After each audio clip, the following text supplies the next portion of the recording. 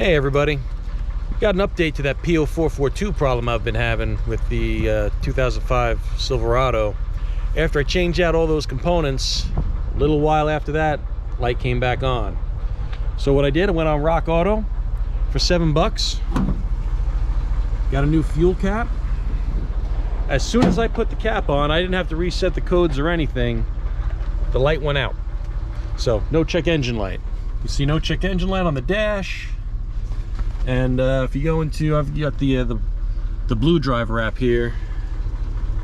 The evap system monitor is working.